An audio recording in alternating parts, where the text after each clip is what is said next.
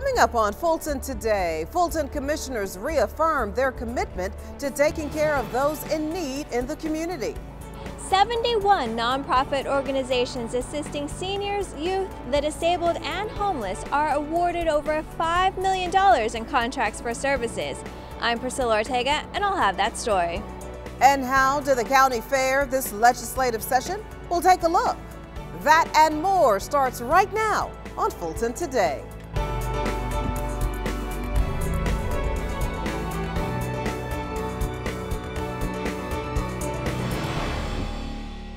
Welcome to Fulton Today, everyone. In a unanimous move, Fulton commissioners approve over $5 million to help the homeless, assist the disabled, and address senior and youth services. FGTV's Priscilla Ortega joins us now with more on this major story. 71 nonprofits, including 28 organizations that assist the youth, like the Sheltering Arms, will receive $5.4 million in funding through Fulton's Community Services Program. Now, those agencies are required to maximize those tax dollars in order to best help those in need. Now, over 10% of the children in this county go up bed hungry. During a presentation at the Board of Commissioners meeting, county leaders voiced their reasons for supporting the program that will assist youth, seniors, the disabled, and homeless. This is really where the rubber hits the road, in my opinion, in our service delivery efforts to the most needy in our community. There's so much good work, behind the scenes that behind all of these organizations that we're partnered with I'm very proud to support it, and I think you've done excellent work. Among the recipients, the Atlanta Community Food Bank will receive $99,000 to increase food distribution to seniors. Positive Impact Health Centers was awarded $97,000 for the organization's Realistic Alternatives Prevention Program for the youth. After 33 evaluators examined the applications, the director of the Housing and Community Development Department is very optimistic the funds will be directed effectively. Now, those that awarded in 2016, there were 66 proposals that were awarded. This year we have 71 proposals. Some of those are new groups that came in and presented and that were awarded. And so we're going to have some nice outcomes from that as well. The maximum amount awarded per agency was $100,000 and the minimum was $25,000. Now, those funds will be distributed starting in June. After that, the county will have mandatory site visits to make sure those agencies are using those tax dollars as promised in the contracts. Reporting from downtown Atlanta, I'm Priscilla Ortega for FGTV. Thank you, Priscilla. Meanwhile, the Board of Registration and Elections welcomes 2 new members. At its March meeting, the Clerk of Superior Court swore in 2 Democratic board members, Vernetta Nuruddin and Aaron Johnson. Ms. Nuruddin, a promoter of civic literacy and parental involvement throughout her community for quite some time, is ready for her new role. I hope to keep the elections transparent. I think that Rick Barron has done an exceptional job as elections director, and I'm looking forward to serving. And Mr. Johnson, currently working for the Atlanta Realtors Association Atlanta Commercial Board of Realtors as the director, once served in the Chairman Eves office. The real reason for being on the board is to make sure that we have a seamless election process. Fulton County, as you know, the last few years we've had, or the last several years, we've had a lot of issues as it relates to elections. So I want to be able to come and help out as much as I can to be sure that we have nice, seamless elections. The new members immediately got to work after being sworn in, and don't forget, citizens are allowed to voice their requests, concerns, and opinions at the Board of Registration and Elections meetings. For more information, you can log on to FultonElections.com. This week marks the end of the 2017 Georgia legislative session. So did Fulton fare as well as they had hoped? Chris Causey has more in this legislative update. Well, considering the complexity of the legislative process in the short time frame in which we have to get bills out of both chambers and onto the governor's desk, Fulton County actually fared fairly well. Earlier on in the session, Senate Bill 70, which is the hospital provider fee, passed both chambers. The hospital provider fee is a measure that would allow hospitals, especially Grady Memorial, to continue to receive roughly $10 million a year. Also, freshman legislator William Bodie, whose district encompasses a large portion of South Fulton, introduced a bill in reference to the rash number of carjackings in the metro area. These carjackings are specifically called slider crimes because the criminals slide into the individual's car while they're pumping gas and not paying attention and drives away. Now, what Representative Bodie's bill intends to do is to expand the carjacking statute to include slider as a carjacking in the second degree. Now, to learn more about Fulton County's 2017 legislative agenda, go to fultoncountyga.gov. Thanks for covering the session for us, Chris. Meanwhile, police recruits hit the road in hopes of making the force. As a part of their 11-week mandated police academy training, the recruits must pass Emergency Vehicle Operator Course Training, or EVOC for short. Well, the importance of EVOC training, we take our students through this course because they're going to be spending the majority of their time inside the vehicle. That 4,000-pound vehicle is actually one of the most serious and dangerous weapons that they're going to be dealing with throughout their police career. The 3-day driving course features 3 different phases: the precision cone course, the braking course, and the skid recovery course. With motor vehicle accidents being one of the major causes of law enforcement deaths in Georgia, each technique is designed to prepare the recruits for all kinds of emergency situations. The course is difficult and designed to challenge officers to be able to handle dangerous and hazardous road conditions. However, using the techniques that we give them, they should definitely be prepared to pass the course, but they have to implement those techniques. Even though those taking the course aspire to be law enforcement officials, it is recommended for anyone who drives. I would give this advice to anyone, not just police officers, even our just regular everyday drivers. I would say if you could get into some type of EVOC course and try to learn some of the maneuvering skills, and it would help you be a better driver. Recruits who fail the course are immediately removed from training, and it's up to the chief to decide whether or not they can return to repeat the course. For teenagers, being behind bars can be quite a tough adjustment, so the jail has implemented a program to help with that transition, and it not only implements discipline, it also burns some energy. FGTV's Felicia Church explains. Get down in this. Yeah, get down and squat. A squat. There you go. For a majority of their young lives, these 17-year-old inmates have only known conflict and aggression. After noticing those emotions were affecting their transition to a life behind bars at the Fulton County Jail, a program called Baby Boot Camp was created. We figured that the aggressiveness of the young men was getting outrageous, so we wanted to get some of the aggression out. So we came up with Baby Boot Camp. The program started 10 months ago, and it's not only helping them physically, there are mental benefits as well. One of the things that we saw is that there's less stress, there's less anxiety about being in jail. It helps them socialize with one another. Conducted every Friday for 1 hour, participants in Baby Boot Camp are separated into 2 groups, each getting 30 minutes, those with lesser charges and those with more serious charges. There are 12 inmates in each group, and they all know participation is a privilege and can be taken away if someone acts out or messes up. The program wasn't well received at first by the youngsters, but once they got into it, they realized it's actually helping them. I've seen a lot of progress. I had a couple of guys who didn't participate at all when we first started, who rebelled, want to go back to the cell, fighting. So a couple of those guys really have been leaders now. They see the benefits of it and actually get to have a little fun at the end of it, let them play a little basketball. With their lives getting off track early, Baby Boot Camp organizers hope the program will turn their lives around and they can come back as mentors or counselors. Reporting for FGTV, I'm Felicia Church. Well, good job, gentlemen. Great program. Thank you very much, Felicia. Still to come on Fulton Today, Fulton teams up with the Postal Service to honor a civil and human rights icon. It's a part of our district-by-district coverage next.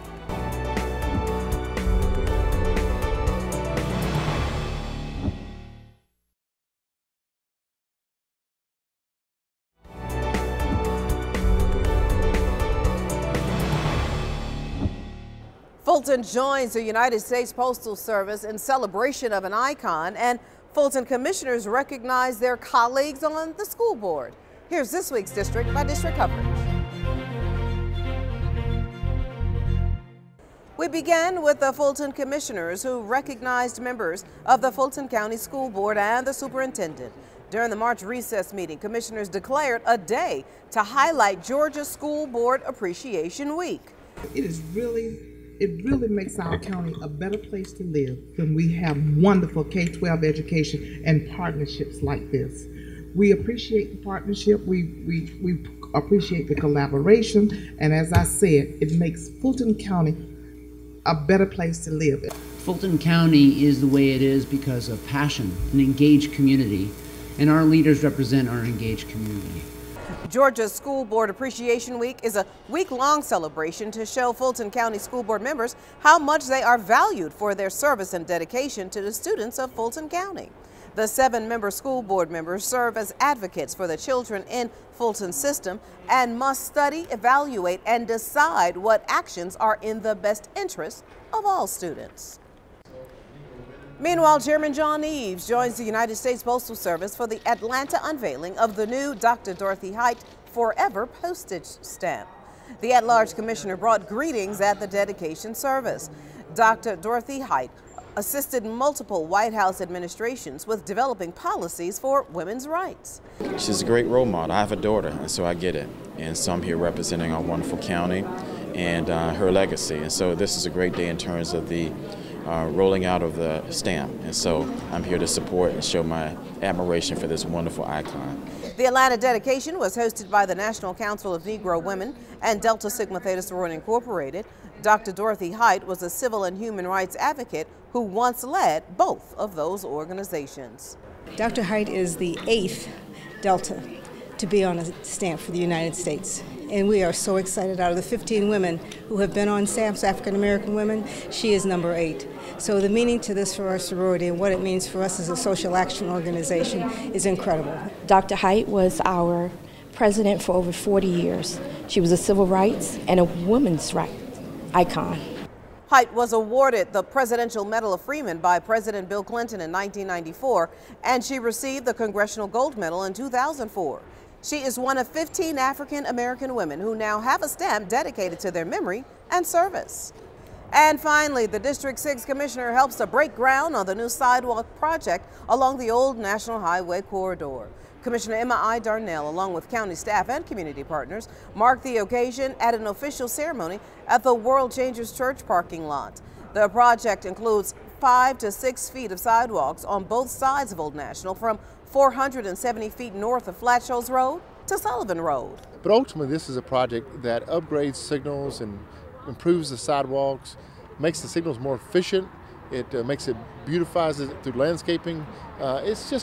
These are projects that help people want to live here and shop here. According to the Georgia Department of Transportation statistics, pedestrians are 32 times more likely to be killed in motor vehicle crashes than vehicle occupants. We want to say thank you to our staff. We want to say thank you to the City of College Park, to Mayor Langelo, and to the council members, and to Georgia DOT, and of course, the federal government. But thanks to everyone, this is a great day, and we look forward to the day when we'll be walking on sidewalks on Old National. According to the National Highway Traffic Safety Administration, pedestrian injury accidents happen every 8 minutes. The Old National Highway corridor and its surrounding thoroughfares are heavily traveled by pedestrians. Staff hopes that these sidewalk improvements will help to keep pedestrians safe. And still to come, there's good news concerning the number of new tuberculosis cases. Stay with us.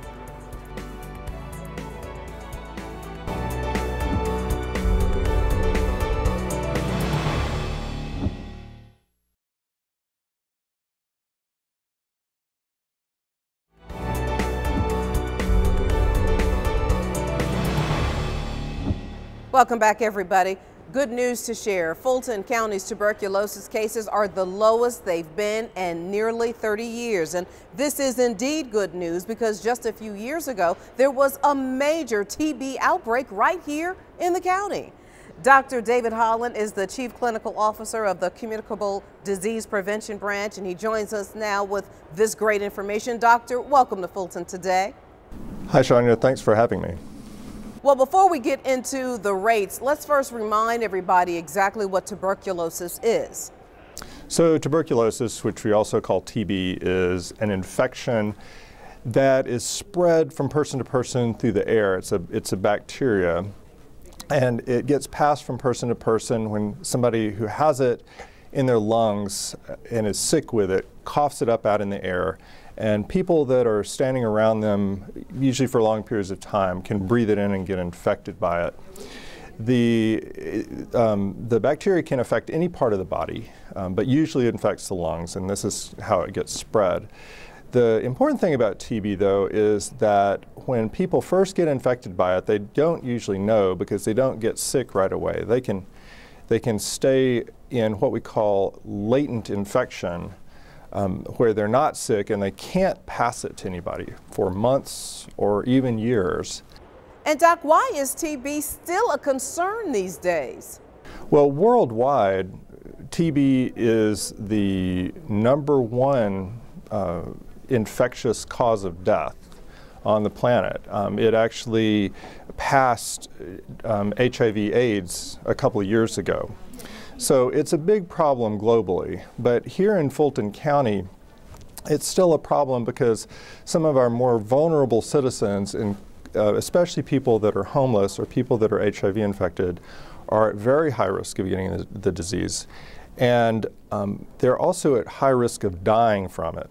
And recently, commissioners recognized health officials for the reduction in these cases. Talk about some of the steps that you all took since 2014 to make this happen. So the 2014 outbreak was an exacerbation of an ongoing outbreak, but we had a huge number of cases and a large number of deaths among the homeless population in Fulton County. And after that, the county, Mercy Care, and all the providers for the homeless population, which includes the shelters and some other community organizations, we all got together to develop some uniform guidelines that the shelters could take to prevent the spread of TB within their facilities. And these were all voluntary, and everybody incorporated them. And as a result, we were able to find several cases that we wouldn't have otherwise found, but more importantly, we're able to test a huge number of people and get them on medication that will prevent them from ever getting sick. And bottom line, let folks know, what can they do to protect themselves from getting tuberculosis? Well, most residents of Fulton County aren't at high risk of getting infected for TB. But there are certain people that are at high risk. So anyone who has been in jail or worked at the jail, been in or worked at one of the homeless shelters, or anybody with HIV needs to be tested for HIV. And this can be done at either the health department or at your personal physician. Dr. David Holland, always great information. Thank you so much for your time, sir. Thanks again for having me. For information about TB and getting tested, you can go to the fultoncountyga.gov page, click on Health and Wellness, and then go to the Communicable Diseases page. Well, we're just weeks away from opening a new health clinic, and this is the one that will replace the Aldridge Health Clinic across the street from Grady Hospital. While work still needs to be done before the grand opening scheduled for mid-May, this is what the inside of 10 Park Place looked like during our last visit. The new 44,000 square foot clinic building is just a few blocks away from Aldridge. For a lot of the services, there's new equipment. For example, we're getting new equipment for the emergency management part of the operations, which is critical because that's the core of our emergency management operations. When it comes to the labs and other areas, we are getting new equipment for some of the operations, but we're also going to utilize some of the existing equipment that was new already in the current facility. 10 Park Place will be the new location for the PrEP clinic, STD, and tuberculosis clinics. Now, vital records, which is where residents can order death and birth certificates, will be moved to the government center on the Pryor Street level later this year. Well, if you've slipped on your goal of eating healthier this year, now it's time to get back on track. Salads and more fruits and veggies, that's the advice during this National Nutrition Month. Staffers with Fulton's Partnerships to Improve Community Health, or our PITCH program, say that families should cook more meals at home, use salt-free seasonings to add more flavor, commit to trying a new fruit or vegetable each week, and watch those portions. While snacking isn't bad, there are some things to remember. Snacking is actually not bad for you. It's about the choices that you make. And you should prepare your snacks ahead of time. Only eat when you're hungry so that you don't run the risk of binging. And then also make sure that your calorie count is less than 300 calories per snack. Don't forget to eat breakfast and make sure the kids eat before school as well. Breakfast items can include things like protein, oatmeal, light grains, fruits and vegetables. Try to get as many of the food groups in as you possibly can early in the day to start your day off in a healthy way. Health experts say helping children develop healthy eating habits at an early age can greatly lower their risk of obesity and a lifetime of health problems. For more nutrition tips, just contact the PITCH program at 404-612-3492. And when we come back, finding your inner peace could be as easy as visiting your local library. Stay with us.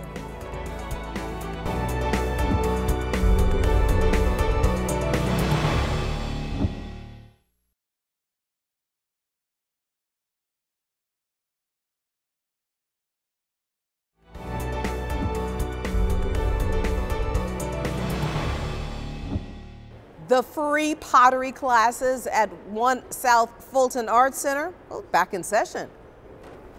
The classes are for adults and children as young as 7 years old. The students at the South Fulton Arts Center learn the basics of pottery, which includes making cups and bowls. The kids' classes, the wheel, I think is from 9 to 12 or 13-year-olds, and then after that they can do the adult class. And the kids' hand building is a little bit younger because it takes a lot less motor control for them to work. And then any adult can come. There are 2 classes on Wednesdays and 2 on Saturdays. The times of those classes depend on the age of the student. The instructor says this class is especially helpful for the little ones. It really helps them with their motor development skills, it helps them with their critical thinking, their problem solving, and so even though it's not a core academic kind of thing, obviously art is great, but it also helps them in other areas as well. Once the pieces are completed, the students can take their work of art home. For more information, just visit fultonarts.org. And finally, library patrons recognize Inner Peace Day by relaxing during meditation classes. And we identify ourselves. The East Roswell Library held multiple free meditation classes in honor of this special day. Inner Peace Day commemorates the founder of Sahaja Yoga. The goal is to bring people from all races, religions, and circumstances together.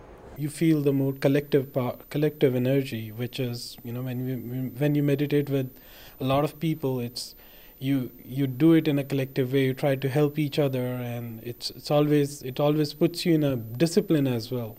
Organizers say this type of yoga meditation has benefited hundreds of thousands of people in more than 100 countries. Now, a number of meditation classes are offered at various library locations throughout the year and throughout the week. Go to afbls.org to learn more.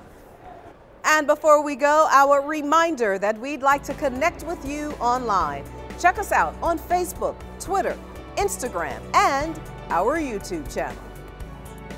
Well, that does it for this edition of Fulton Today. I'm Shania Chavis-Rucker. Thank you so much for watching. Join us each week for news around and about Fulton County.